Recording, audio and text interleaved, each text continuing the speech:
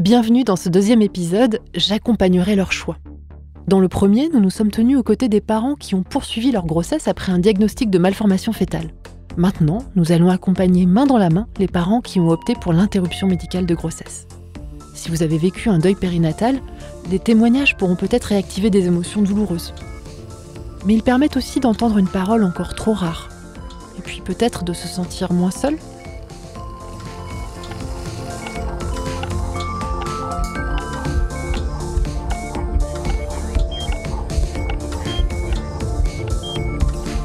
Le serment d'Augusta, épisode 15.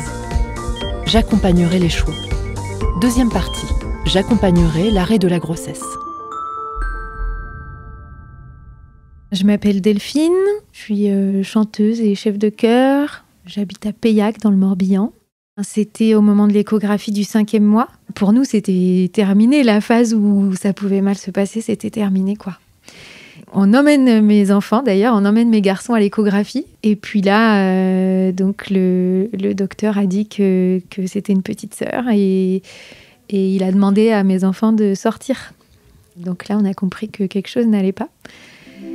Il nous a parlé de dos ouvert, de malformation du cerveau, enfin voilà, des mots qui font très très peur. Il nous a dit qu'il connaissait des personnes adultes qui avaient ce problème-là, que c'était très très lourd.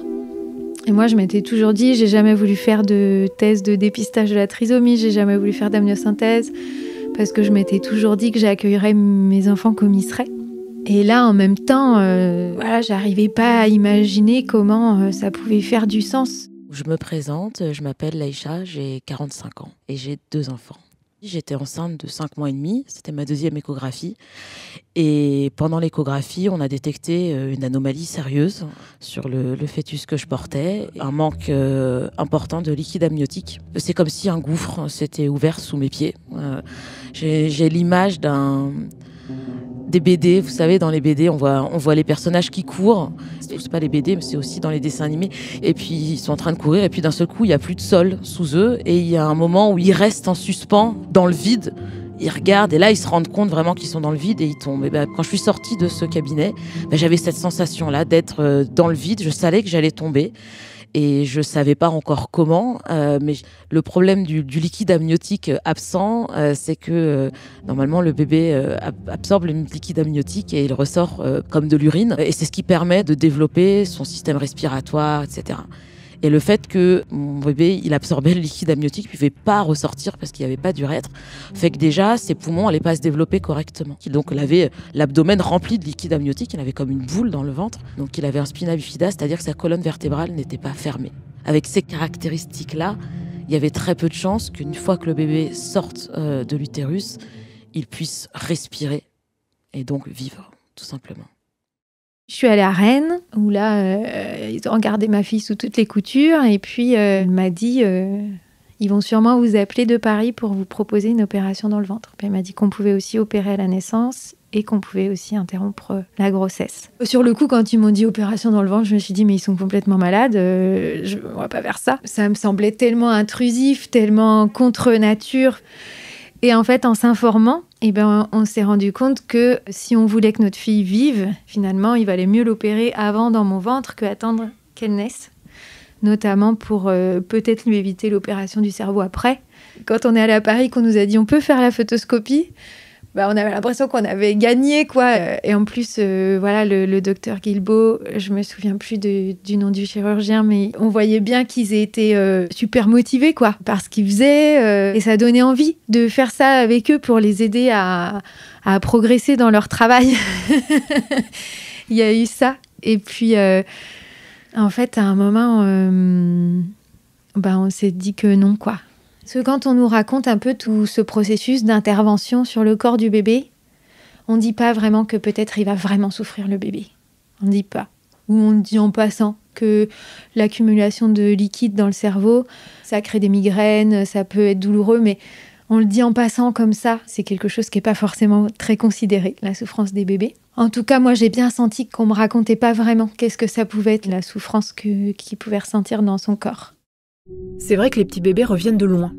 Jusqu'aux années 70-80, on pensait que du fait de leur système nerveux immature, les fœtus et les nouveau-nés ne pouvaient pas ressentir la douleur.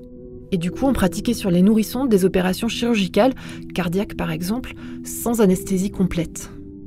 Pour les fœtus, on suppose aujourd'hui qu'ils ressentent la douleur dès 21 semaines de gestation. Quant aux nouveau-nés, il a été prouvé qu'ils ressentent la douleur et qu'une exposition répétée à des soins douloureux en néonatologie peut altérer leur développement cérébral. J'avais pas envie que mon bébé souffre. En fait, quand j'ai compris ce qu'il avait, je me disais, ça se trouve, il souffre, ce bébé. Et j'avais pas envie de le voir souffrir. On a bien senti que c'était une logique où on rend les corps les plus fonctionnels possibles, mais on se pose pas la question, il est où le respect ? Et ça, on l'a vécu. Donc, quand on est allé à Paris, on est arrivé un soir et il y a quelqu'un qui était resté pour nous pour faire une échographie. Ça a été une très longue échographie parce qu'il fallait tout regarder. Et il était peut-être 19h. Et en fait, ma fille, elle n'était pas bien placée du tout et elle n'avait pas du tout envie de bouger. Je pense qu'elle n'avait pas du tout envie d'être regardée comme ça à ce moment-là.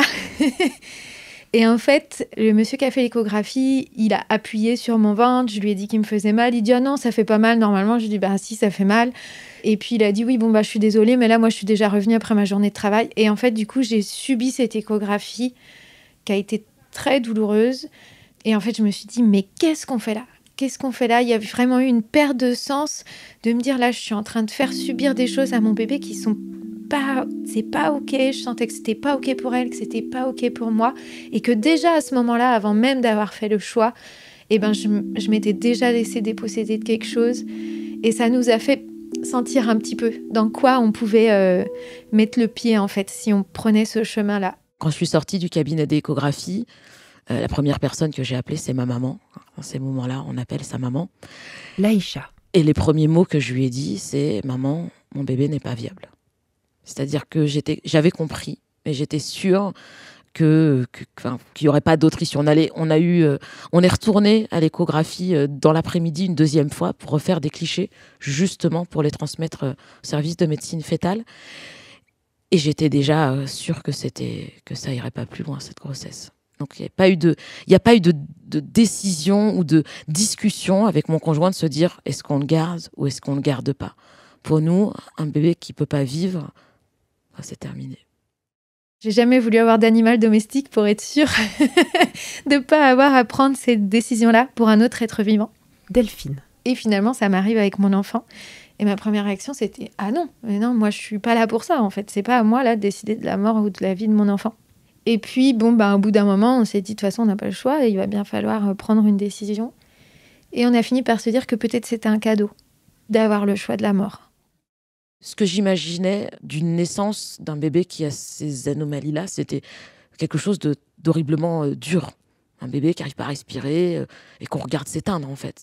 Je ne pouvais pas le concevoir. Ça me paraissait impossible de se dire qu'on allait mettre au monde ce petit bébé et qu'il allait juste lutter quelques minutes, quelques heures pour sa survie avant de s'éteindre. Ça, c'était pas possible. Donc la décision, elle était autant pour lui, parce que je pense que ça aurait été d'horribles souffrances, et pour moi, parce que j'avais pas envie de vivre ça.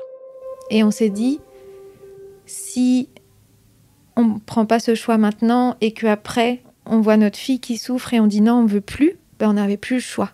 Et si un jour, elle nous disait, moi, je veux pas de cette vie-là, on n'avait pas le droit non plus de mettre fin à ses jours. Et ça a fait qu'on a vraiment pris au sérieux. De se dire, en fait, c'est le seul moment où on a ce choix-là. Et peut-être c'est un bon choix, en fait. Et ça a été tout un cheminement, de se dire que ça pouvait être un bon choix, la mort.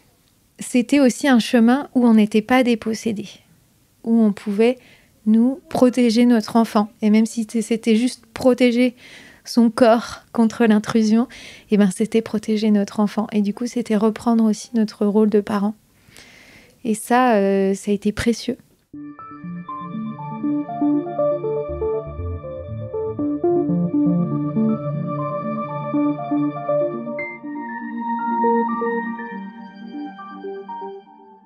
Les parcours de Laïcha et de Delphine sont différents. Pour Laïcha, l'interruption médicale de grossesse s'impose presque immédiatement. Pour Delphine, c'est au contact du monde médical que sa décision émerge et qu'elle parvient à discerner ce qu'elle est prête à accepter ou non pour sa fille. Les soignants-soignantes sont les témoins directs de cette diversité de cheminement. Pour nous en parler, nous retrouvons Anne-Marie Darras. Vous vous rappelez sûrement d'elle, elle nous a déjà accompagnés dans l'épisode précédent. Anne-Marie est sage-femme depuis 30 ans et elle travaille depuis 17 ans dans le service de médecine fœtale de l'hôpital Trousseau, à Paris. Les couples qui veulent interrompre la grossesse, la peur du handicap, c'est-à-dire la peur de la société qui ne permet pas toujours d'avoir des bonnes conditions pour élever un enfant qui va avoir du mal à l'école, qui va avoir un problème moteur. C'est difficile, c'est vrai, parce qu'il n'y a pas les structures toujours adaptées. Pour certaines malformations, la peur que leur enfant ne connaisse qu'une vie de souffrance. Ça va être trop dur pour lui, on ne peut pas lui imposer ça. Et puis, il y a aussi des couples, alors ça, ils ne vont pas le formuler clairement, mais on le ressent très bien, pour qui ne pas avoir un enfant qui va partir avec, comme ils disent, toutes ses chances de son côté, c'est insupportable. Et puis, il faut que cet enfant leur permet à eux d'avoir fait un enfant comme ils le souhaitaient. Donc, il y a une vraie blessure narcissique des patientes quand on annonce une malformation. Donc, ça peut être ça aussi qui les guide vers l'interruption médicale de grossesse. Je contrôle tout, je ne peux pas ne pas faire un enfant qui soit parfaitement dans les clous. Et ça reste une vraie souffrance pour les couples, hein. Donc il n'y a pas de jugement de c'est une bonne raison, une mauvaise raison. Je pense que pour qu'un couple arrive à faire une interruption médicale de grossesse, c'est qu'il n'y a pas d'autre solution pour eux. Cette dimension d'avoir 3 choix aussi inacceptables les uns que les autres, on te dit ça, tu sais que tu vas devoir faire un choix et vivre avec. Ils sont tous nuls. Et du coup, moi, je voulais pas faire un choix par défaut. Tout le chemin, ça a été de se dire ok, on va faire un choix, mais en plus, on va le transformer pour qu'il soit beau, pour qu'il soit acceptable, pour qu'il soit notre choix. Et pour qu'on puisse dire pleinement oui à ce chemin de vie-là qu'on prend. Pour les soignants-soignantes, tout l'enjeu est d'offrir aux parents un cadre qui permette non pas simplement de réagir à une situation brutale, mais de choisir, vraiment. Et peut-être aussi de pouvoir raconter ce choix. Alors moi, je m'appelle Lucie Guilbeault. Je suis gynécologue obstétricienne à Paris et je suis spécialisée en médecine fœtale. Au début de ma pratique de médecine fœtale, j'avais l'impression que je rendais le plus service aux femmes si je leur permettais d'avoir une interruption médicale de la grossesse très rapide après le diagnostic. Un peu dans l'idée qu'elles devaient vivre une souffrance absolue, à savoir leur bébé malade. Et ce qui les ferait aller mieux, c'est d'accoucher le plus rapidement possible de ce bébé malade et de passer à autre chose. Et je me suis rendu compte avec les années que j'avais vraiment tout faux. Ça, c'est grâce aux patientes qui m'ont fait des retours, mais aussi aux sages-femmes avec qui on travaille, qui parfois rentrent plus aussi dans l'intimité des femmes, dans leur suivi obstétrical, en consultation en tête-à-tête quand on n'est pas nombreux autour des patientes. Et donc petit à petit, j'ai appris à comprendre que, en fait, prendre une décision d'interruption médicale de la grossesse, c'est un process très douloureux, que ça demande du temps, et que ça va pas être moins douloureux si on accouche 5 jours après avoir pris cette décision. Il y a besoin de réfléchir à est-ce que je veux ou pas une interruption médicale de la grossesse. Et même une fois que la décision est prise, ça peut être aussi bénéfique d'avoir le temps de dire au revoir à son bébé. Et ça, pour certaines femmes, ça va nécessiter 3 jours. Pour d'autres, ça va nécessiter 1 semaine. Et puis, pour d'autres, ça va être nécessaire d'avoir encore 1 mois avec son bébé ou 1 mois et demi avec son bébé pour pouvoir lui dire au revoir en douceur et faire tout ce qui nous paraît important avant d'accoucher. On a très vite rappelé Reine en disant voilà, on a fait notre choix. Et je me rappelle qu'au téléphone, elle m'a dit ah oui, je peux vous donner rendez-vous demain, dans quelques jours. Enfin, c'était très vite. Et j'aurais dit non, c'est pas possible. Vous nous avez dit qu'on pouvait prendre le temps. Donc là, moi, je vous appelle parce que vous nous avez dit de vous appeler quand on fait le choix, mais on n'est pas pressé. Et donc, on a dit, on voudrait que ce soit 1 mois et demi plus tard, quoi. Donc, ils ont été très surpris. Et c'était drôle, c'est à la fois, ils étaient surpris, ils disaient, oui, mais c'est ce qu'on encourage les familles à faire, mais comme personne ne le fait, est-ce que vous pouvez nous expliquer pourquoi ? Donc, ils avaient vraiment cette envie d'accompagner, d'être vraiment dans vraiment une grande attention, beaucoup de douceur. Et du coup, nous, on a dit, c'est super court déjà, 1 mois et demi, parce qu'après, ce sera fini pour toujours. Donc, on a dit, nous, on va avoir le temps là de se préparer, vu ce moment-là, il y avait vraiment cette dimension, de se préparer émotionnellement et puis physiquement aussi, d'avoir le temps de réfléchir à qu'est-ce qu'on voulait faire, comment on voulait accompagner ça, de ne pas être en état de choc. Et puis, de prendre le temps de se fabriquer des beaux souvenirs aussi avec notre fille. Le témoignage de Delphine rejoint le cheminement de soignante de Lucie et son observation empirique. Les patientes ont besoin de temps. Mais vous l'aurez compris, chaque parcours est différent. Laïcha, elle, n'a pas vécu les choses tout à fait de la même façon. Je me disais comment je vais survivre jusqu'à cette interruption, c'est-à-dire comment on fait pour vivre pendant quelques semaines, parce que c'est pas immédiat, l'interruption médicale de grossesse, comment on fait pour survivre pendant quelques semaines avec un bébé dont on sait qu'il n'aura pas de vie. Moi, j'ai beaucoup pleuré, mais c'était la chose la plus difficile qui m'était jamais arrivée dans la vie. J'avais 27 ans et j'avais jamais vécu de perte, de deuil. J'avais mon bébé dans mon ventre, j'essayais de lui parler, de lui dire au revoir. Voilà, j'essayais de faire comme si tout était normal, mais je sortais peu, parce que je voulais pas être confrontée à des gens qui me disent « Ah, super, t'es enceinte, comment ça se déroule la grossesse ?» et de devoir leur expliquer cette grossesse, dans quelques semaines ou dans quelques jours, elle va s'arrêter. Quand on a imaginé la mort de Noun, et moi j'ai dit on va faire une grande fête et inviter tout le monde, quoi. C'était évident. On a la chance là de connaître la date de mort de notre fille, donc on peut lui offrir ça, d'être présente à la fête qu'on fait pour elle. On a chanté, on a dansé, on a mangé, il y a eu un spectacle de feu, et puis il y a eu un moment vraiment de rituel. Vient le moment de se rendre à l'hôpital pour l'arrêt de la grossesse. En France, on peut choisir librement la date de son IMG, car elle est possible jusqu'au dernier jour de la grossesse. En revanche, ce qu'on ne peut pas choisir à partir d'un certain terme, c'est la façon dont on fera sortir le fœtus de notre ventre. À partir de 14 semaines de grossesse, une grande majorité des maternités imposent un déclenchement de l'accouchement et un accouchement par voie basse sous péridurale. Donc les patientes sont hospitalisées en salle de naissance, on leur pose une perfusion, on leur pose une péridurale et ensuite on va déclencher l'accouchement. À partir de environ 21 semaines d'aménorrhée, on fait en plus de ça un geste qu'on appelle geste d'arrêt de vie fœtale qui est réalisé après la pose de péridurale et qui va consister à injecter un produit dans le cordon ombilical pour arrêter l'activité cardiaque fœtale. Et une fois que ce geste est réalisé et qu'on a vérifié qu'il n'y avait plus d'activité cardiaque fœtale, là on va commencer le déclenchement en utilisant des médicaments pour que le col de l'utérus s'ouvre et puisse permettre l'accouchement par les voies naturelles.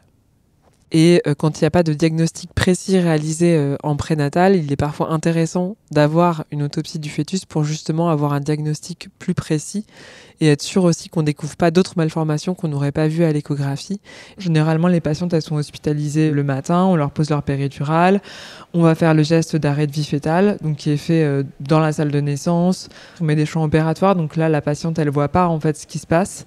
Si elle souhaitait voir, moi ça me poserait pas de problème qu'elle le voie, mais c'est une demande que j'ai jamais eue. Généralement, elles sont accompagnées par quelqu'un, donc soit le coparent, soit une amie, enfin qui elles veulent.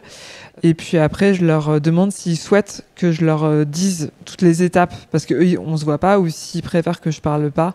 La grande majorité des gens préfèrent ne pas me parler. Je pleure, de A à Z. De A à Z, parce que je réalise, parce que c'est horrible, etc. Le plus gros choc, c'est qu'une interruption médicale de grossesse, ça se passe au niveau des salles d'accouchement. Donc vous n'êtes pas toute seule dans votre coin, vous êtes au milieu d'autres femmes qui accouchent. Alors, elles sont dans d'autres chambres, mais vous les entendez crier, vous entendez les bébés qui naissent. Et vous allez ressortir sans votre bébé. Et ça, c'est extrêmement difficile. Alors c'est vrai que ça peut paraître choquant de faire accoucher les femmes qui vivent une interruption médicale de la grossesse au milieu d'une salle de naissance où ont lieu des naissances d'enfants à terme bien portants qui pleurent et qu'on entend. On peut aussi se dire que si on les mettait ces patientes à part, ce serait aussi les stigmatiser, alors qu'en réalité, c'est quelque chose qui existe, l'interruption médicale de la grossesse. Et je crois que quelque part, le fait d'entendre un bébé pleurer au loin ne rajoute pas vraiment à la tristesse qui est déjà très intense pour ces femmes de perdre leur bébé. Et puis après, d'un point de vue très pratico-pratique, accompagner une femme qui fait une interruption médicale de la grossesse, ça demande pas mal de personnel autour d'elle. Je connais pas de centre où il y a plus d'une interruption médicale de grossesse par jour. Ça reste une pratique relativement rare. Donc ce serait compliqué d'avoir des blocs dédiés avec tout ce personnel dédié pour une seule patiente par jour, voire moins d'une patiente par semaine. La première fois qu'ils nous ont expliqué l'IMG, on n'a pas bien compris. Mathieu, mon compagnon, a demandé si ça pouvait être lui qui arrête le cœur. Ils ont dit non, c'est un moment très difficile et du coup, votre compagne, elle va avoir besoin que vous soyez avec elle. Et là, on n'a pas compris parce qu'on avait l'impression que du coup, on allait être dans une pièce et puis mon ventre dans l'autre. Et il nous a expliqué qu'il mettait un drap et qu'on ne se voyait pas. Ça, on a dit, ah non.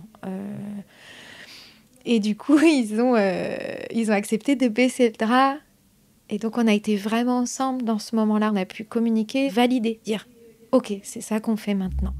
Ensuite, il y a eu le fameux geste d'arrêt de vie du bébé. Sous échographie, on voit le bébé qui bouge. Et puis, on me prévient, attention, maintenant, on va faire le geste d'arrêt de vie. Là, on se dit, là, c'est fini. Le bébé vivra plus. On va arrêter son cœur. Terminé. Une fois que le geste est terminé, on baisse les champs opératoires. Et souvent, ce que je dis, c'est voilà, c'est terminé, tout s'est bien passé, on a pu faire l'injection dans le cordon, votre bébé n'a pas ressenti de douleur. Je crois que c'est ça que je dis généralement. Quand je réalise une interruption de grossesse, je me sens vraiment en fait dans le soin quand je fais ce geste-là. Je me sens vraiment comme soignante de la femme que j'accompagne à ce moment-là. On essaye au maximum de faire en sorte que la personne qui fait l'injection létale soit celle qui a vu les parents auparavant, qui a discuté avec eux, parce que pour les gens, c'est super important en fait, que ce geste il soit réalisé par cette même personne, donc on aille jusqu'au bout des choses. Et peut-être que pour nous aussi, c'est d'autant plus facile qu'en fait, on les a accompagnés dans cette prise de décision du début à la fin.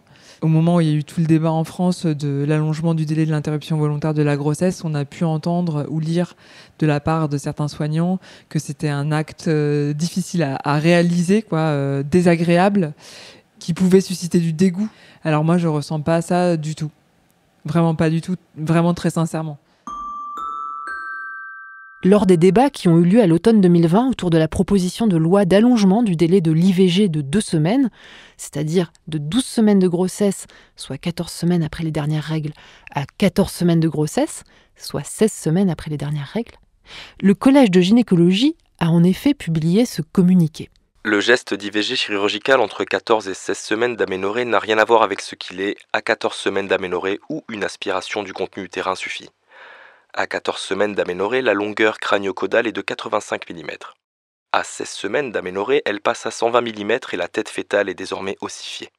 Pour la faire sortir de l'utérus, il faut donc l'écraser avec une pince spéciale, geste de dilacération fœtale qui est non seulement dangereux, mais dont on peut comprendre qu'il puisse être choquant pour la majorité des praticiens, sans qu'il n'y ait dans cette réticence une quelconque connotation religieuse ou morale. La profession a décidé de communiquer très ouvertement, sans euphémisation, sur les gestes qui lui seront demandés de manière à faire comprendre au grand public et aux parlementaires les conséquences de ce qui serait désormais demandé aux médecins. L'argument de la dangerosité de l'avortement, physique et parfois psychologique, est aussi mis en avant par le collège. Pour réaliser des IVG tardives, il est nécessaire de dilater plus encore le col utérin au risque de créer des lésions définitives, responsables d'accouchements prématurés. Ainsi que par l'Académie de médecine.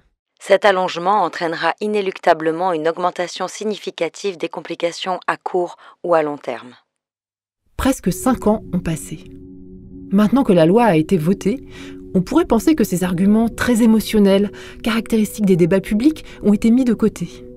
Pourtant, des médecins restent campés sur leur position. Ainsi, Israël Nizan, figure médiatique, ex-président du Collège national des gynécologues et obstétriciens français, déclare en avril 2025 dans l'émission À Voix nue sur France Culture: Il ne s'agit pas d'obérer le droit des femmes à décider pour elles-mêmes ce qu'elles font. Loin de moi cette idée-là, mais il s'agit de dire que plus une IVG est tardive, plus elle est risquée pour la mère, en termes de complications, d'une part, que d'autre part, plus elle est tardive, plus elle est difficile à réaliser pour les médecins, que ce soit par voie chirurgicale ou par voie médicale. Chirurgicale, le fœtus est trop gros pour être aspiré dans une canule. Il faut le désarticuler et le sortir morceau par morceau. Et par voie médicale, c'est un mini-accouchement avec un fœtus qui gaspe après être né. Donc dans les deux cas, c'est un geste difficile pour le corps médical. Et d'ailleurs, il y a énormément de médecins qui se refusent à le faire, d'une part parce qu'il est risqué et d'autre part parce qu'il est lourd psychologiquement. Pourtant, les études médicales françaises ou étrangères montrent que le risque de complications n'augmente pas entre 10 et 14 semaines de grossesse. Et l'avortement au premier trimestre présente un risque de mortalité 14 fois inférieur à celui de l'accouchement, sans que les risques de l'accouchement ne soient jamais abordés face aux femmes qui décident de poursuivre une grossesse. Alors pourquoi cette emphase sur le danger et pourquoi l'expression d'un dégoût ? J'ai posé la question à Raphaël Perrin, sociologue, auteur d'un livre qui m'a marqué et que je vous recommande, Le foie d'avorter, contrôle médical et corps des femmes. Je m'appelle Raphaël Perrin, je suis sociologue de la santé et plus précisément de l'avortement. Les gynécologues aujourd'hui sont très rarement opposés au droit à l'avortement et opposés au principe de l'avortement. Par contre, ce qu'on entend assez fréquemment, à la fois dans les prises de position, dans les médias, mais à l'hôpital où moi j'ai fait des observations, c'est une forme de rejet pratique du geste, moi j'aime pas faire ça, d'expression d'un malaise ou d'un dégoût.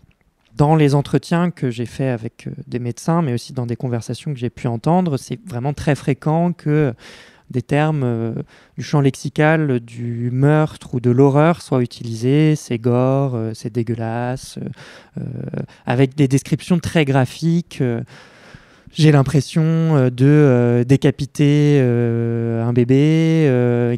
On parle des vertèbres qui font comme une arête de sardine dans la canule d'aspiration, de la tête qui fait bilboquet, du bruit du crâne qui fait comme une noisette quand on l'écrase à la pince. Voilà, avec une mobilisation des différents sens dans une expression du dégoût qui n'est donc plus une opposition de principe à l'avortement, mais un rejet pratique du geste sous certaines conditions, c'est-à-dire de l'avortement instrumental plutôt que médicamenteux.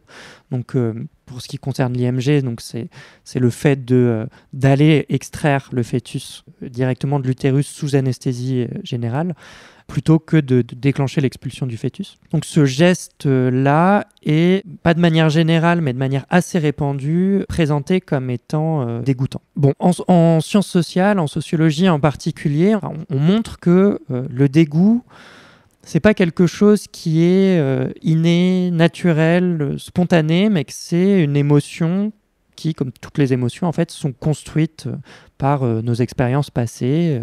Voilà, un enfant n'a pas naturellement un dégoût de la matière fécale, par exemple. C'est quelque chose qui est acquis en grandissant. Et le fait que les médecins expriment un dégoût de ce geste de l'avortement et pas, par exemple, le même dégoût pour un geste absolument identique qui est l'extraction ou l'aspiration d'une grossesse arrêtée, dans le cas d'une fausse couche, c'est quand même significatif que le dégoût recouvre quand même sinon des représentations morales, du moins des normes sociales qui sont intériorisées et qui définissent les réactions émotionnelles à ce qui nous arrive.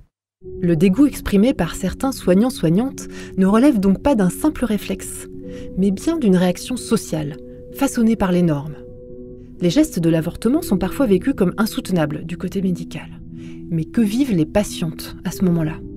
Retournons auprès des deux femmes qui traversent une interruption médicale de leur grossesse, Laïcha et Delphine. Quand tout ça est fini, tout le monde sort, on vous ramène en salle d'accouchement et vous attendez.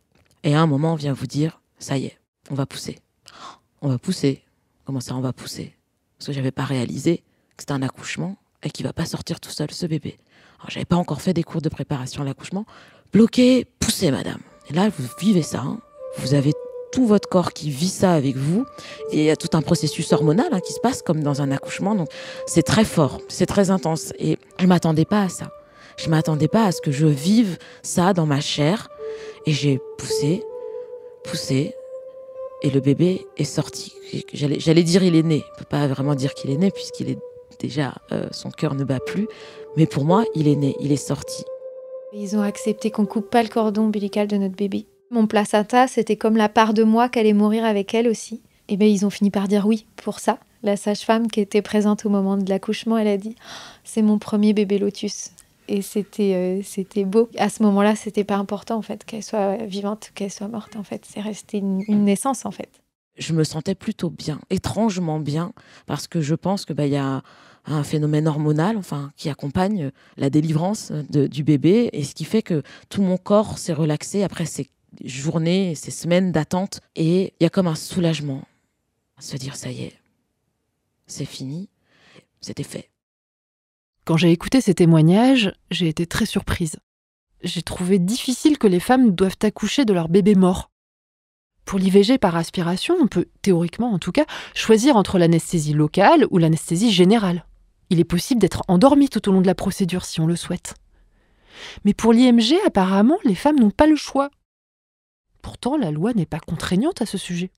De manière quasi systématique, on impose aux femmes, en tout cas on ne leur laisse pas le choix, de vivre un accouchement en salle de naissance, dans des maternités, ce qui a fait vivre à ces femmes l'accouchement et donc une partie de l'expérience de la maternité, ce qui permet de participer à cette représentation d'accoucher d'un enfant mort et pas simplement d'interrompre une grossesse.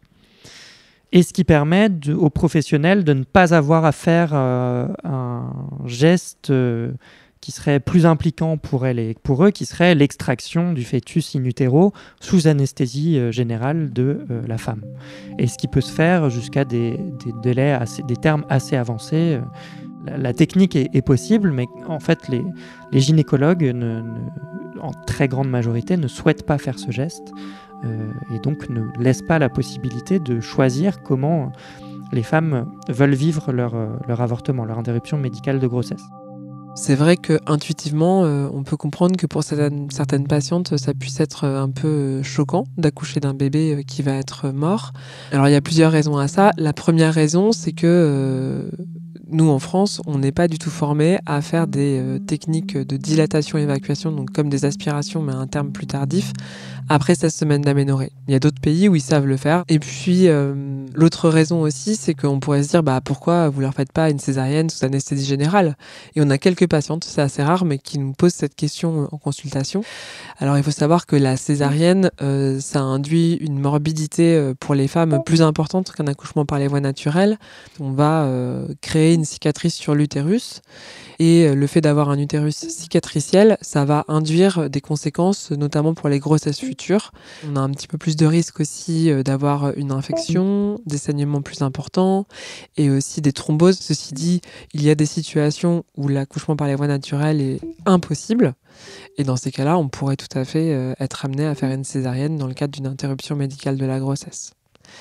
Il y a aussi d'autres praticiens qui pensent que le fait d'accoucher par les voies naturelles permet de favoriser un deuil le moins pathologique possible. Moi, personnellement, je ne suis pas forcément convaincue de ça, parce que je pense qu'une césarienne peut être très douce aussi. Mais il est vrai que l'environnement d'un accouchement par les voies naturelles est plus chaleureux qu'un environnement au bloc opératoire. Au bloc opératoire, on est dans une grande pièce très éclairée, avec facilement une dizaine de personnes autour de soi. C'est très froid comme environnement.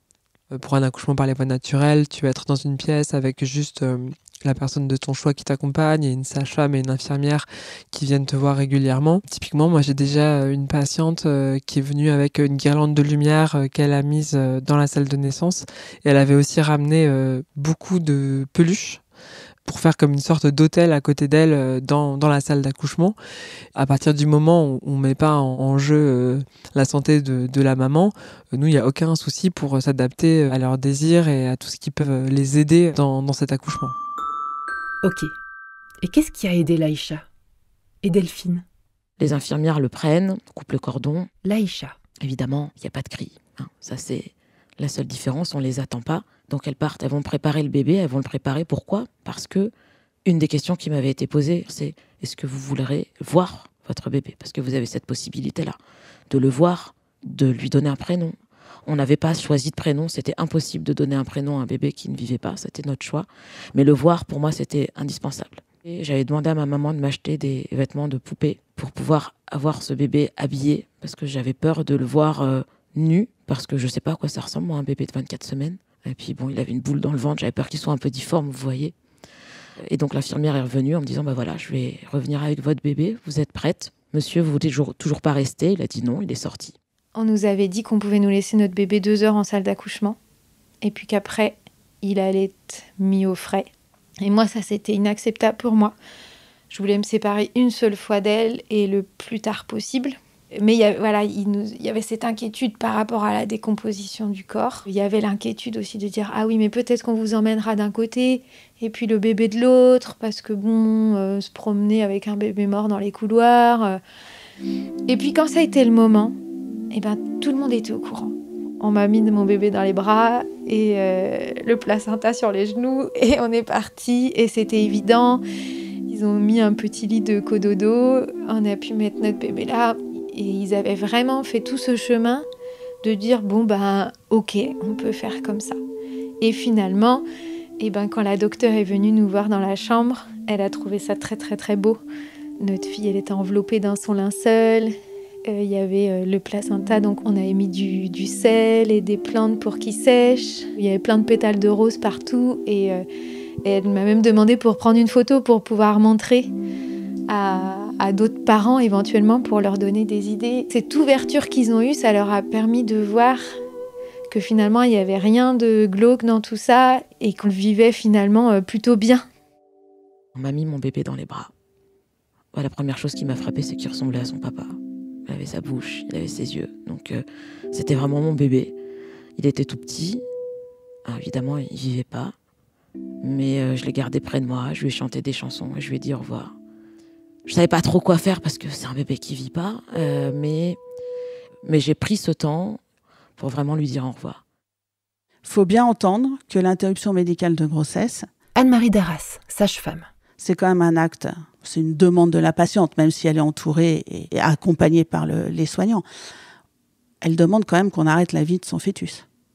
Donc c'est d'une violence inouïe, quand on y réfléchit un peu.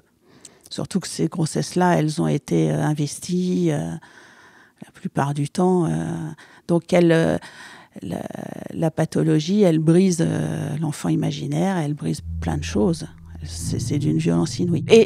Et à nous, soignants, de faire attention. Et même la patiente qui va pas beaucoup pleurer, on n'a pas l'impression de la voir si triste que ça reste un accident de la vie, ça reste très, très compliqué et très violent pour tout le monde. En fait, c'est pas en organisant rapidement une interruption de grossesse ou en parlant de fœtus au lieu de bébé que la tristesse, elle va s'effacer. Lucie Guilbault, gynécologue. En fait, les gens, ils sont super tristes, quoi. Même s'ils choisissent une interruption de la grossesse, ils sont tristes parce que leur bébé est malade, ils sont tristes parce qu'ils vont jamais vivre avec ce bébé vivant et ils vont pas lui apprendre à faire du vélo, etc. Les gens, ils sont tristes. Et le fait d'utiliser le terme fœtus ou de parler que de la malformation pour en parler, ça va pas les rendre moins tristes. Au contraire, je pense que parfois, il vaut mieux plonger avec eux à fond dans cette tristesse, parler de bébé, parler de deuil périnatal, parler d'obsèques, parler des vêtements qu'ils veulent qu'on mette à leur bébé après l'interruption de grossesse, pour en fait aussi leur permettre d'avoir cet espace-là, de se l'autoriser et de légitimer leur chagrin. Reconnaître la douleur, nommer le bébé, soutenir les rituels. Les pratiques autour de l'IMG tendent de plus en plus à s'inspirer du registre du deuil périnatal. Mais faut-il nécessairement vivre cette expérience comme un deuil ? Est-ce la seule manière légitime de ressentir ce qui se joue ? Dans l'IMG, il y a cette idée que l'avortement doit être vécu comme un deuil, c'est-à-dire comme la mort d'un proche, et non simplement sous l'angle de la difficulté, la peur de ne pas pouvoir retomber enceinte, l'appréhension de revivre les premiers mois de la grossesse, la culpabilité d'avorter pour certaines, la crainte de la procédure et de l'accouchement que ça suppose et de la douleur, la déception de mettre un terme à des projections qu'on avait eues. En fait, on peut imaginer qu'il y a plein de manières différentes de vivre cet événement qui ont des degrés d'intensité et de gravité différentes, mais qui ne relèveraient pas forcément du deuil. Raphaël Perrin, sociologue. Il y a eu historiquement une construction par les professionnels qui font les IMG de la manière dont les femmes devaient vivre ce moment, et les femmes et les couples plus largement, avec une construction d'un certain nombre de règles, de sentiments, pour reprendre l'expression d'une sociologue qui s'appelle O'Child, qui développe le concept de travail émotionnel et l'idée qu'il y a des règles de sentiment implicites qu'on doit suivre en société. Ne pas suivre les règles de sentiment, c'est une forme de déviance à la norme. Donc, au fond, peut-être que ces pratiques de deuil sont très importantes pour un grand nombre de femmes et de couples et fait du bien à un grand nombre de femmes et de couples. Et ce que je souligne simplement, c'est cette construction professionnelle. J'ai rencontré des femmes qui vivaient différemment leur avortement dans des cadres d'IMG pour motif fœtal. Encore une fois, avec plus ou moins d'intensité, un sens différent qui est donné, un changement dans la manière d'investir la grossesse quand elles apprennent qu'il y a une trisomie, une pathologie, même des pathologies qui sont viables comme une agénésie de la main. Une des deux mains manque dans la formation du fœtus. C'est quand même étonnant cet attachement à essentialiser le vécu nécessaire de l'interruption de grossesse. Ce que fait Raphaël Perrin dans son travail de sociologue, c'est mettre en lumière ce que Michel Foucault appelle le biopouvoir, c'est-à-dire le pouvoir exercé par le politique sur nos vies biologiques. L'exercice du biopouvoir est relativement récent. Foucault explique que pendant longtemps, le modèle qui a dominé était le pouvoir souverain. C'était le pouvoir des rois et des régimes autoritaires qui s'exerçaient par la contrainte, la punition et la menace de mort. Qu'on lui coupe la tête! Ce pouvoir disciplinaire qui s'exerce sur les corps peut être résumé ainsi: faire mourir et laisser vivre. Et puis, il y a le biopouvoir qui émerge à la fin du XVIIIe siècle. Ce n'est plus un pouvoir qui réprime et discipline les individus, c'est un pouvoir qui s'exerce de façon plus subtile sur la population.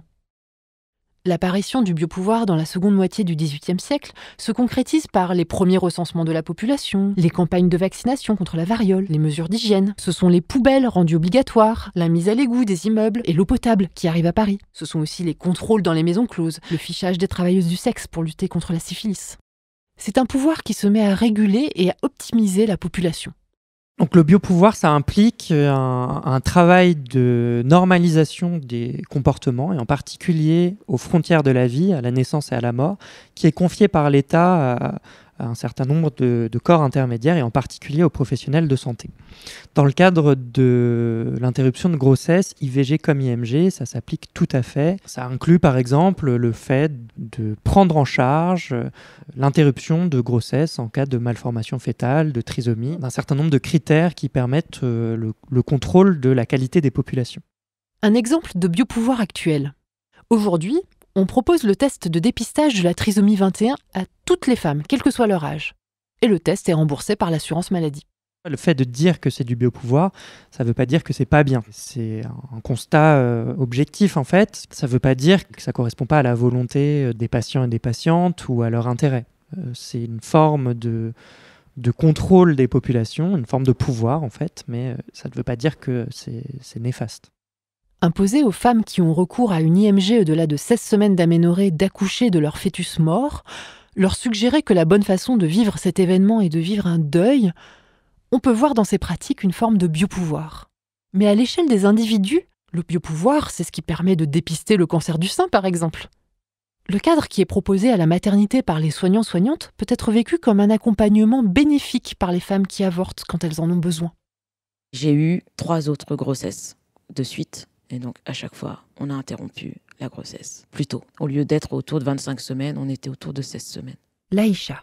Ma 3e grossesse s'est pas déroulée en France. J'étais aux États-Unis.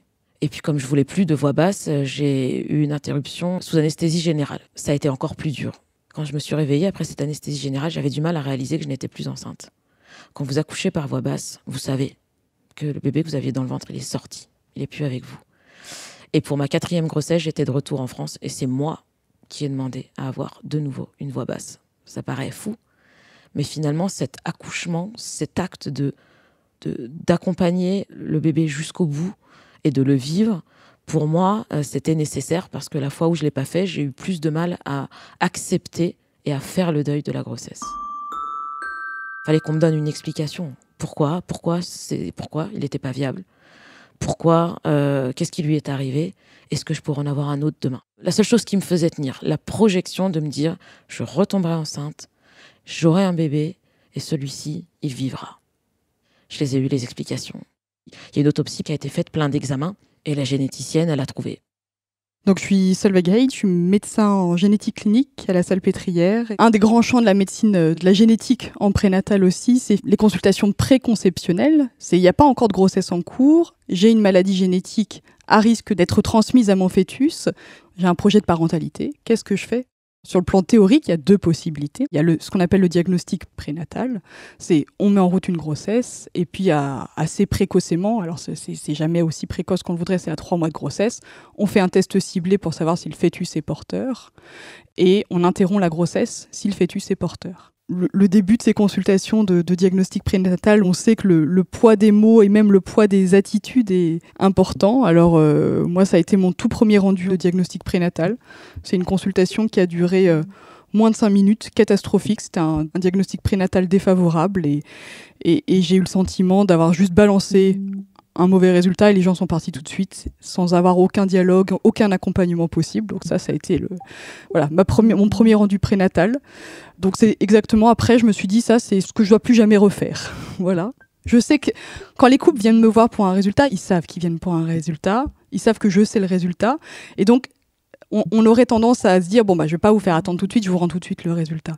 Mais en fait, on a besoin quand même de créer un lien avant et d'engager le dialogue. Et finalement, maintenant, la différence, c'est qu'on engage le dialogue avant de donner la nouvelle, de donner le résultat. La généticienne, elle m'a dit, je pense que votre bébé a hérité de vous, donc de moi, d'une maladie génétique osseuse, très rare, dont vous êtes porteuse. Et c'est une maladie qui est liée au chromosome X. Nous, les femmes, on en a 2. Donc moi, j'en ai 2. Il y en a un qui compense l'autre, et donc la maladie ne s'exprime pas chez moi.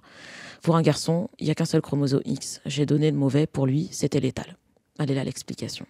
Et quand on me dit ça, je comprends qu'en fait, c'est arrivé une fois, mais que ça va peut-être se reproduire. Parce que c'est pas juste la faute à pas de chance, c'est un problème génétique. Et ce chromosome, je peux le transmettre encore et encore à mes prochains bébés. Là, on changeait de dimension. On n'était plus dans il y a une anomalie et il faut interrompre la grossesse. Vous commencez une grossesse et on va tout faire à travers un protocole bien défini pour essayer d'identifier si l'enfant que vous portez est de nouveau atteint de la maladie du premier bébé. Et j'ai eu 3 autres grossesses. Et à chaque fois, c'était des garçons et à chaque fois, je leur ai transmis la maladie. Donc j'ai eu 4 grossesses de suite interrompues pour raison médicale. Et puis après, l'autre possibilité, c'est le diagnostic préimplantatoire. On fait des fécondations in vitro avec un tri des embryons pour ne transférer que le ou les embryons qui sont non porteurs de la mutation génétique, ce qui n'exclut pas la possibilité du tout d'un autre syndrome génétique, puisqu'il y a 2 à 4% des enfants qui naissent avec une anomalie, une malformation congénitale ou un syndrome génétique. Le diagnostic préimplantatoire en France est très réglementé. Ma maladie ne rentrait pas vraiment dans les cases. Et donc, j'étais très réticent à la médecine fœtale et au comité d'éthique pour passer par un diagnostic préimplantatoire dans mon cas. Rentrait pas dans les cases parce qu'il y avait 2 cas. Il y avait le cas du petit garçon qui, s'il était atteint, n'était pas viable. Il y avait le cas de la petite fille qui pouvait tout à fait être viable. La preuve, je le suis. La seule chose qui était possible de faire, c'était pas finalement un diagnostic préimplantatoire sur la maladie, mais c'était juste, on élimine tous les garçons et on ne garde que les filles. Garçon viable ou pas viable, on regarde pas. Fille avec ou sans maladie, on regarde pas. Pour moi, c'était difficile. J'avais eu en plus que des garçons. Pourquoi j'aurais pas le droit d'avoir des garçons ? Et de toutes les façons, il y avait une liste d'attente énorme, donc ça ne se faisait pas ou ça ne prenait pas cette option-là. Après la 4e grossesse de dépit, parce que c'était dur là, ça fait 4 ans. J'ai fini par me tourner vers nos confrères belges. Et eux, ils m'ont dit oui, on peut vous faire un diagnostic préimplantatoire sur la maladie. Et à peu près au moment où je faisais cette démarche, finalement, en France, on m'a rappelé, on m'a dit « C'est bon, vous êtes éligible à un diagnostic préimplantatoire sur la maladie. » C'était trop tard, j'étais partie en Belgique. C'est pas que j'étais pas éligible au diagnostic préimplantatoire, mais le temps d'étudier mon cas, comme on m'a dit, si ça avait été une mycoviscidose, c'était plus simple. Bon, ça, c'est des phrases qu'on aimerait ne pas entendre. Le cadre légal, c'est le même pour le diagnostic prénatal et le diagnostic préimplantatoire. Et ça, c'est très important.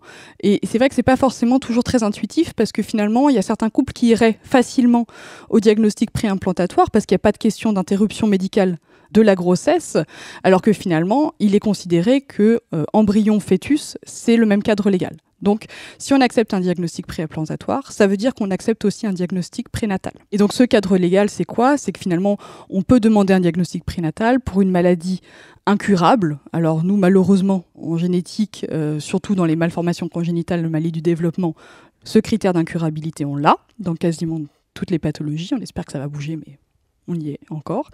Et d'une particulière gravité.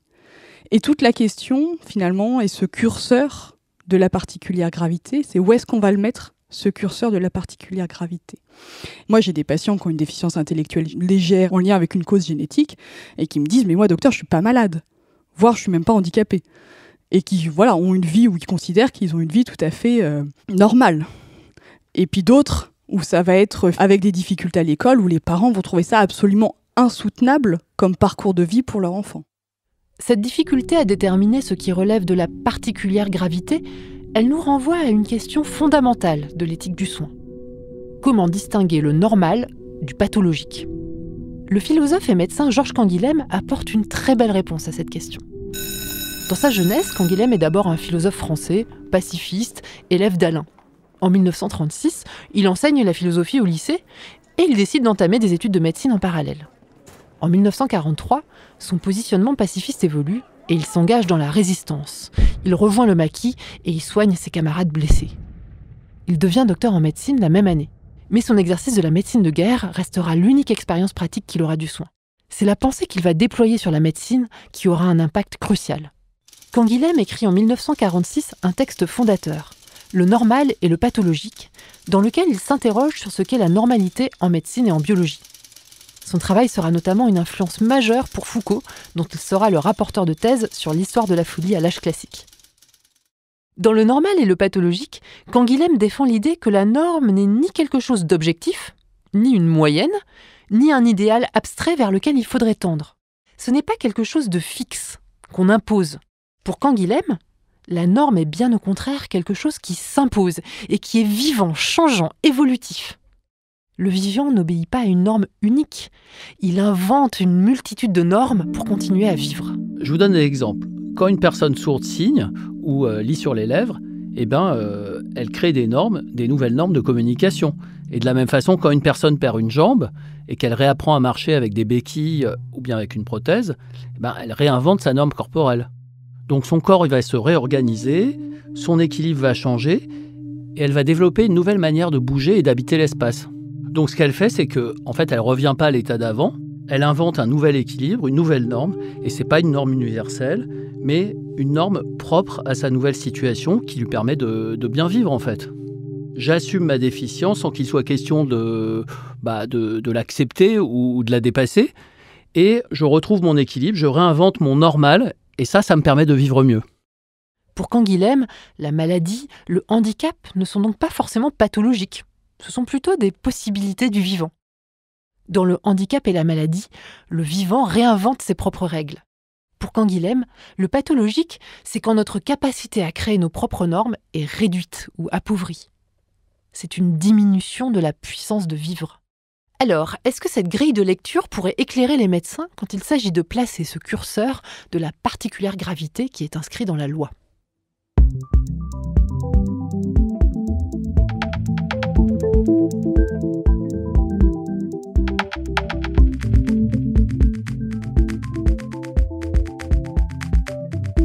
En réalité, la loi sur l'interruption médicale de la grossesse pour motif fœtal, elle a été vraiment très bien écrite et chaque mot est extrêmement important. Typiquement, une pathologie d'une particulière gravité, c'est suffisamment précis et flou pour pouvoir faire une médecine très personnalisée et s'adapter au cas par cas. D'ailleurs, tu remarqueras qu'il n'y a pas de liste de pathologies pour lesquelles l'interruption médicale de la grossesse serait recevable. C'est une des raisons. Et l'autre raison, c'est aussi que ce serait extrêmement stigmatisant pour les personnes vivantes avec ces pathologies que d'appartenir à cette liste-là. Mais ce qui est important, c'est qu'à chaque fois qu'on reçoit une patiente qui fait face à un diagnostic prénatal d'une pathologie potentiellement d'une particulière gravité, c'est d'étudier son cas particulier très en détail, la maladie du bébé, son histoire, le contexte de cette famille-là, pour pouvoir lui proposer une médecine à la fois la plus pointue possible et la plus humaine possible pour l'accompagner au mieux dans ce qui sera son choix par rapport à cette grossesse. Pour reprendre les outils théoriques de Canguilhem, le pathologique serait peut-être alors ici quand, suite à l'annonce d'une malformation chez leur fœtus, la mère ou les parents se trouvent dans l'impossibilité de recréer une norme familiale. La particulière gravité de la situation du fœtus s'évalue donc non pas selon une norme fixe, mais selon une norme qui va être recréée, ou pas, entre les parents et leur fœtus. Et donc parfois, on est dans la difficulté pour des demandes. Solveig Heide, généticienne. On a le sentiment qu'on n'est pas dans cette particulière gravité, mais pour autant, on a des couples qui sont là, qui nous font cette demande. Donc il y a une souffrance. Et ces couples-là, il faut les accompagner. Alors, est-ce qu'il faut les accompagner en disant oui, on fait un diagnostic prénatal ou non, on ne fait pas un diagnostic prénatal, sachant que la question qui revient aussi, mais à plus grande échelle, c'est pour quelle maladie on peut ou on doit faire un diagnostic prénatal. On pourrait se dire, après tout, pourquoi ne pas faire de diagnostic prénatal à qui le demande, pour toutes sortes de variations génétiques ? On le fait déjà à tout le monde pour la trisomie 21. C'est quoi le souci ? Eh bien, le point délicat éthiquement, c'est une fois qu'on a un diagnostic anténatal, qu'est-ce qu'on en fait ? Obtenir l'information, ça signifie mécaniquement qu'on va avoir un choix à faire. Continuer la grossesse ou l'interrompre. Les diagnostics donnent aux parents la responsabilité de choisir si les caractéristiques génétiques de leur enfant leur conviennent ou non. Je vous ai déjà parlé du philosophe politique Michael Sandel dans l'épisode 8. Spécialiste de la théorie de la justice de John Rawls, il a écrit un petit livre passionnant sur les enjeux éthiques de la génétique qui s'appelle « Contre la perfection ». Autrefois, donner naissance à un enfant affecté de trisomie 21 était vu comme le fait du hasard. Aujourd'hui, beaucoup de parents d'enfants trisomiques ou ayant d'autres handicaps génétiques se sentent jugés ou critiqués. L'apparition des tests génétiques crée une lourde responsabilité de décision qui n'existait pas auparavant. Les futurs parents restent libres de recourir aux tests prénataux et d'agir une fois les résultats obtenus.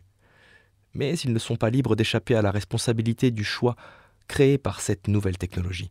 Sandel s'inquiète aussi des conséquences de cette obligation de choisir sur le collectif, et tout spécialement sur notre sens de la solidarité. Il prend l'exemple des assurances.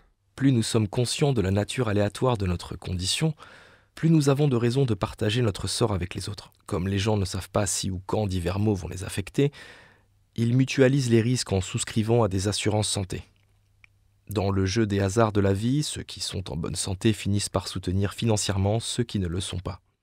Même sans ressentir l'obligation mutuelle, les individus mutualisent les risques et les ressources et partagent leur sort. Supposons que les tests génétiques progressent jusqu'à pouvoir prédire de manière fiable le parcours médical et l'espérance de vie de chaque individu. Ceux qui seraient certains d'avoir une bonne santé et une vie longue se dissocieraient du reste de la communauté, ce qui ferait monter en flèche le prix des cotisations pour ceux à qui l'on a prédit une mauvaise santé. Bref, les avancées génétiques en général et les tests génétiques anténataux en particulier posent de multiples questions. Solveig Heide les résume ainsi. On est tous porteurs de variations génétiques. Tous. Voilà, on a 2, 3, 4 variations génétiques pathogènes chaque individu. C'est vraiment la question, c'est finalement, parmi toutes les variations génétiques dont on est tous porteurs, avec lesquelles décide-t-on qu'on peut vivre ou non ? Et alors le gros mot qui tue tout de suite la discussion, c'est quand on commence à prononcer le mot eugénisme. Eugénisme, ça signifie bien-être. L'eugénisme, c'est un terme qui nous vient de Sir Francis Galton, un cousin de Charles Darwin. Galton est un génie touche-à-tout. Il commence sa carrière comme géographe. C'est lui qui établit la première carte météorologique en 1875 et son néologisme anticyclone est encore utilisé aujourd'hui. Il découvre les ultrasons. Il est aussi un pionnier de la biométrie et du morphing. Parfois, il se disperse un peu. Par exemple, il publie dans la revue Nature « Comment couper une tarte pour la conserver 3 jours ». Tout ça serait charmant si, dès 1865, il n'avait pas mis son intelligence au service d'une peur toute contemporaine, celle de la dégénérescence de sa race. Sa race, c'est celle des aristocrates, des gens blancs, valides, réputés intelligents. Il les appelle la race douée. Les autres, ce sont les indésirables. Pour Galton, le talent n'est pas acquis par une éducation privilégiée, un entourage stimulant. Non, il est biologique et il est transmis par l'hérédité. Fort de sa théorie, il décrète qu'il est possible de produire une race d'hommes extrêmement doués. Il exhorte donc les personnes douées à choisir leur partenaire en conscience et suggère même que l'eugénisme devienne une nouvelle religion.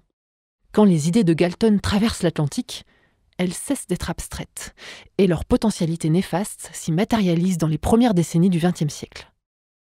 Le biologiste et militant eugéniste Charles B. Davenport lève des fonds auprès de la Carnegie Institution ou de la famille Rockefeller pour envoyer des agents dans les prisons, les hôpitaux, les hospices et les asiles de tout le pays. Leur mission ?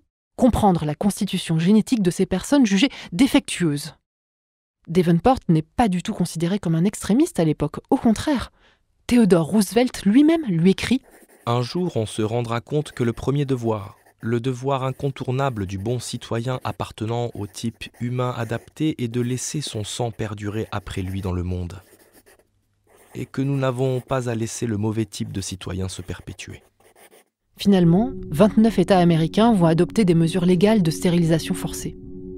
Et plus de 60 000 Américains, considérés comme génétiquement défectueux, sont stérilisés, dont les malades mentaux, les prisonniers et les pauvres. La suite de l'histoire, je pense que vous la connaissez. La législation eugéniste américaine est une véritable inspiration pour un certain Adolf Hitler. Dès 1933, il fait passer une loi qui prévoit un très grand nombre de stérilisations forcées.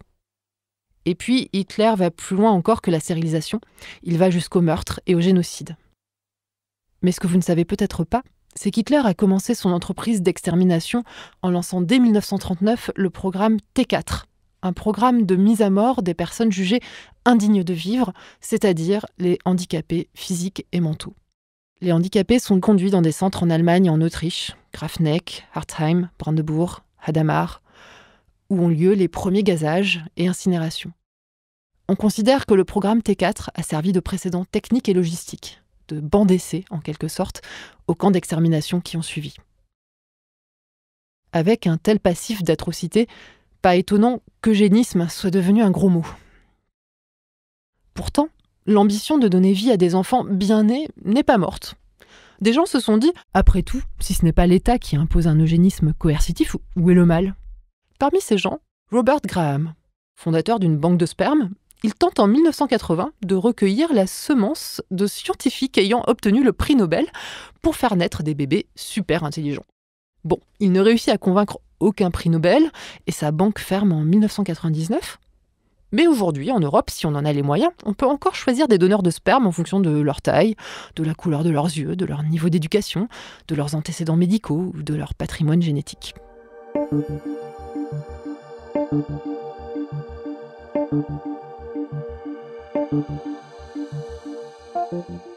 L'ombre de l'eugénisme, qu'il soit autoritaire ou libéral, continue de hanter les personnes handies. Dans Babette, handicapée méchante, Elisabeth Auerbacher raconte sa tentative de mêler son combat pour les droits des personnes en situation de handicap au combat féministe. Nous sommes invités à une réunion du mouvement de libération de l'avortement et de la contraception. Nous voulons être présents pour démontrer que notre lutte est la même que la leur. Échec total. L'avortement, à leurs yeux, c'est la solution pour éliminer les handicapés. Exactement comme cette amie de classe qui en tête-à-tête me déclare « Mais pourquoi ta mère n'a pas avorté ?» La naissance d'un enfant handicapé y est vue comme une honte, un fardeau. La seule solution ? Nous éliminer tous. Nous refusons le génocide. Pour nous, l'avortement, c'est le choix d'avoir un enfant handicapé ou non, quand nous le voulons. Il y aura de toute façon des handicapés, même si ce n'est pas à la naissance. Nous avons notre place dans cette société. Babette y va fort, mais n'empêche... Je m'appelle Lisa Carayon, je suis maîtresse de conférences en droit à l'université Sorbonne Paris-Nord et je suis rattachée au département de santé, médecine, biologie humaine. En France, on peut interrompre sa grossesse librement jusqu'à 14 semaines de grossesse ou 16 semaines d'aménorrhée. C'est le même délai, c'est juste une façon différente de compter. Il est possible d'interrompre sa grossesse au-delà de ce délai. C'est juste que c'est une interruption de grossesse qui n'est plus choisie par les femmes, au sens où elles ne peuvent pas le faire juste parce qu'elles le souhaitent. Elles doivent y être autorisées. Et elles y sont autorisées, grosso modo, dans 2 situations. Une situation dans laquelle leur santé ou leur vie est en danger du fait de la grossesse. Et la deuxième situation, c'est la situation dans laquelle le fœtus est atteint d'une grave pathologie incurable au moment du diagnostic. Alors, il n'y a pas de liste de ce qu'est une grave pathologie. Donc c'est un comité de personnes qui va débattre au cas par cas du point de savoir si telle ou telle pathologie est suffisamment grave. Et si on est dans cette situation, et c'est le cas d'à peu près 6000 grossesses par an environ, alors l'interruption de la grossesse peut se faire jusqu'au dernier jour, théoriquement, de la grossesse. C'est-à-dire tant que le fœtus n'est pas sorti du ventre de la personne qui le porte, il est toujours possible de faire un avortement. Voilà, ça c'est l'état du droit sur l'avortement. Ce qui conduit à des vraies questions politiques, notamment parce que ça veut dire que suivant que le fœtus est considéré comme sain ou malade, pour le dire de façon un peu rapide et caricaturale, on considère qu'on peut en arrêter la vie avant la naissance, alors que si l'enfant est considéré comme sain, alors la femme n'a plus le pouvoir de décider elle-même si elle souhaite ou non poursuivre sa grossesse. Du coup, dans une certaine mesure, on peut considérer que c'est une disposition qui est validiste, puisque elle conduit à éliminer des fœtus qui, pour certains, ne vivraient pas, de toute façon, mais pour d'autres, pourraient être des personnes vivantes, mais atteintes de pathologie ou de handicap. Je trouve qu'on a vraiment de la chance de pouvoir interrompre les grossesses jusqu'au terme. Je t'explique pourquoi. C'est parce que moi j'ai eu une petite expérience aux États-Unis et je me suis rendu compte que le fait d'avoir une limite plus tôt de possibilité légale de réaliser une interruption médicale de la grossesse, là où j'étais c'était 24 semaines d'aménorrhée, ça appauvrissait énormément le diagnostic prénatal. Parce que tu étais dans une urgence en réalité. T'as pas le temps en fait de faire une amniosynthèse, une IRM, une autre échographie, etc. Donc ça t'apporte beaucoup moins d'informations sur la maladie ou la malformation du bébé. Pour moi, c'est essentiel, une fois qu'on a le diagnostic le plus précis possible, que les parents soient vus par le plus grand spécialiste qu'on peut trouver dans le coin pour leur expliquer ce que c'est en réalité. Qu'est-ce que c'est la vie de cet enfant avec telle malformation ? Et s'ils ont besoin de voir les spécialistes des adultes. Et s'ils ont besoin de voir des parents d'enfants présentant cette malformation. Et le pire, à mon sens, serait de faire une interruption de la grossesse sans savoir exactement pourquoi. C'est pour ça que notre travail, c'est d'offrir des soins de la meilleure qualité qui soit, en allant plus loin possible dans le diagnostic, si les gens le souhaitent, hein, bien sûr, pour qu'ensuite ils aient le plus d'informations possible pour prendre leur décision d'interruption de grossesse ou de poursuite de la grossesse de manière parfaitement éclairée. Et ça, je pense que même quand tu décides de faire une interruption de grossesse, ça peut t'aider dans ton deuil périnatal. Le pire, ce serait de faire une interruption de grossesse sans trop savoir pourquoi. Et, je sais pas, avoir un autre enfant qui va à l'école et se rendre compte que dans la classe de son enfant, il y a un enfant qui présente exactement la même maladie ou la malformation de l'enfant qu'on a interrompu, et de réaliser qu'en fait, on n'avait pas eu toutes les informations à ce moment-là. Le fait d'avoir ce temps jusqu'à 41 semaines d'aménorrhée, ça nous permet de pouvoir aller très loin dans le diagnostic prénatal, donc d'apporter des informations beaucoup plus pertinentes au couple, et qu'en plus, eux, ils ne soient pas dans cette urgence de devoir prendre leur décision, et que ce soit une décision super réfléchie et mûrie, qu'ils ont pu partager avec d'autres personnes s'ils en avaient besoin. Et ça, vraiment, on a de la chance de pouvoir faire ça en France. Oui, mais moi, ça me pose quand même plein de questions. Pourquoi c'est OK que les femmes interrompent de leur propre chef leur grossesse jusqu'à 14 semaines de grossesse, mais pas après ? Notre droit connaît un principe qui dit que on a un droit presque absolu à l'intégrité physique. Si jamais mon enfant, il a besoin d'une transfusion sanguine et que je suis la seule personne à pouvoir lui donner la possibilité de survivre, et que je ne veux pas le faire, on ne peut pas m'y obliger. Personne ne peut vous obliger à le faire. En revanche, si cet enfant, il n'est pas un enfant, mais un fœtus, et qu'il est dans mon corps, et que j'ai dépassé le délai légal d'avortement, eh bien on peut m'interdire de m'en débarrasser. On peut m'obliger à continuer à le faire vivre. C'est un paradoxe qui a été notamment soulevé par une autrice qui s'appelle Judith Jarvis Thomson dans un texte très important qui s'appelle « Pour une défense de l'avortement ». Et c'est un paradoxe qu'elle appelle le paradoxe du violoniste. Vous vous réveillez un matin, vous avez été enlevé, vous êtes sur le lit d'un hôpital et votre système sanguin, il est attaché au système sanguin d'une personne qui est sur le lit d'à côté de vous. On vous dit, on vous a enlevé, la personne à côté de vous, c'est le plus grand violoniste du monde. Il va mourir. La seule façon que vous avez de le sauver, c'est de rester attaché à lui pendant 9 mois. Si vous faites ça, il vivra et l'humanité ne sera pas privée du plus grand violoniste du monde. Dans l'avortement, c'est un peu le même problème. Si j'ai en moi un fœtus dont je ne veux pas, la loi m'oblige à continuer à mettre mon corps au service de sa croissance pour sauvegarder sa vie. C'est ça le grand paradoxe de notre système aujourd'hui. Moi, je considère que la solution à ça n'est pas d'interdire d'avorter de fœtus considérés comme non valides. Pour moi, ce serait une fausse avancée globale. C'est peut-être une satisfaction morale. On se dit, voilà, on n'est plus validiste, on peut plus du tout avorter, même pour des fœtus considérés comme handicapés, etc. Mais il y a une autre solution. Ce serait de supprimer complètement tout délai pour avorter. Et qu'en gros, il n'y ait pas de date au-delà de laquelle on soit contrainte de poursuivre sa grossesse. Cette position, elle paraît souvent extrêmement radicale, mais il y a un pays qui l'autorise, qui est le Canada. En effet, la Cour suprême du Canada a invalidé les restrictions légales sur l'avortement en 1988. Et l'interruption volontaire de grossesse peut donc y avoir lieu jusqu'au terme depuis plus de 35 ans. Ce recul est intéressant, car il permet de constater que les femmes ne sont pas plus nombreuses à avorter et que les avortements du 3e trimestre sont très rares. Les femmes qui en font la demande, lorsque ce n'est pas pour motif fœtal, vivent des circonstances dramatiques. Violences conjugales, départ ou décès du conjoint, perte du logement, du travail. Je voudrais rajouter quelque chose et qui va dans le sens des luttes antivalidistes très profondément. C'est que quand, comme moi, mais comme d'autres, on est très farouchement du côté de l'intégrité corporelle des femmes et très farouchement pour le fait qu'elles puissent à tout moment choisir d'arrêter une grossesse qui est un acte tellement envahissant sur le corps. Il faut tenir cette conviction-là et en même temps, pour parodier notre président de la République, il faut tenir la conviction que toute femme qui veut garder un enfant doit pouvoir le faire dans les meilleures conditions. Si elle est dans une situation de pauvreté avec un logement, des allocations qui lui permettent de le faire, une garde d'enfant, un salaire décent pour élever sa famille, si l'enfant est malade ou en situation de handicap avec les aides qui sont nécessaires, le matériel qui est nécessaire, la possibilité d'avoir un logement adapté, etc.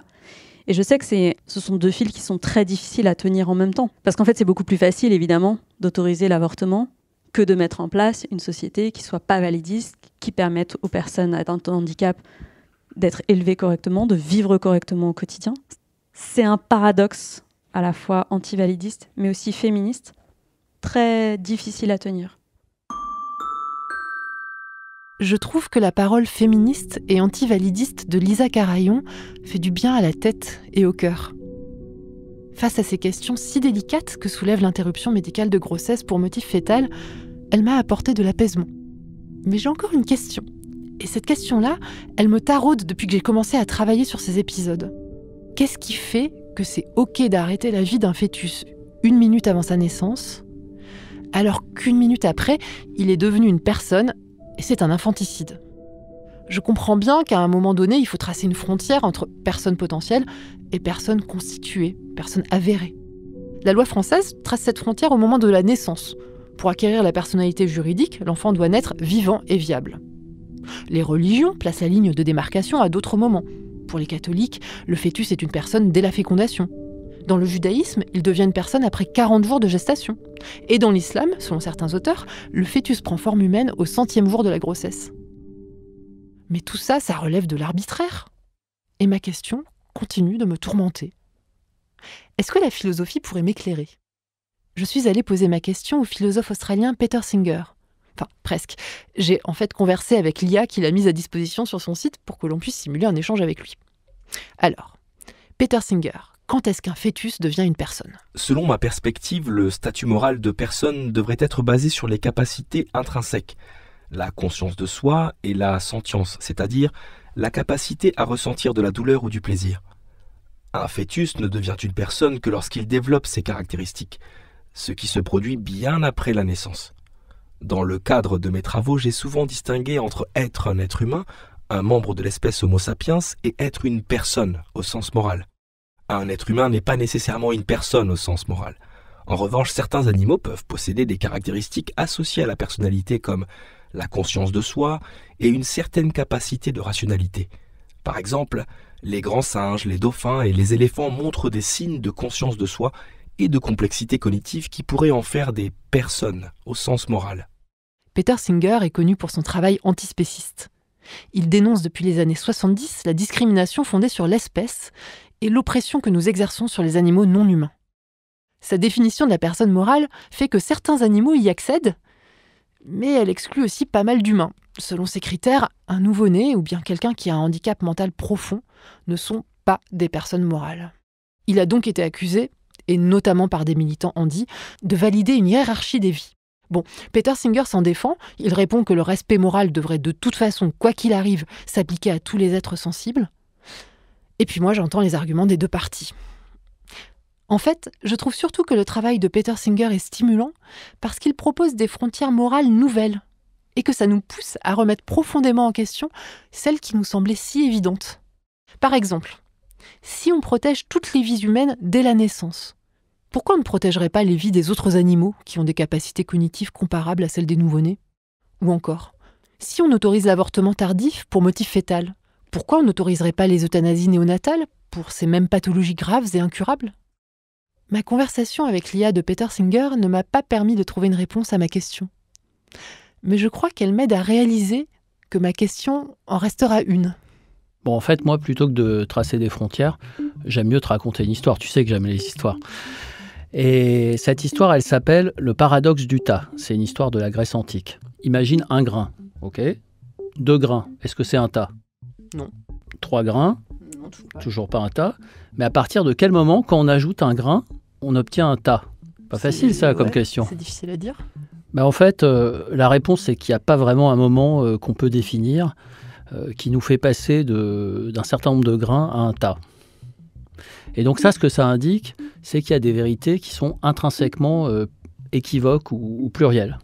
Et donc cette notion de vérité plurielle, ça nous raconte toute la subtilité d'accompagner le choix. C'est aussi ce qui rend ça passionnant. Et je pense qu'on doit être prêt à accueillir ce vertige et puis cette fantaisie.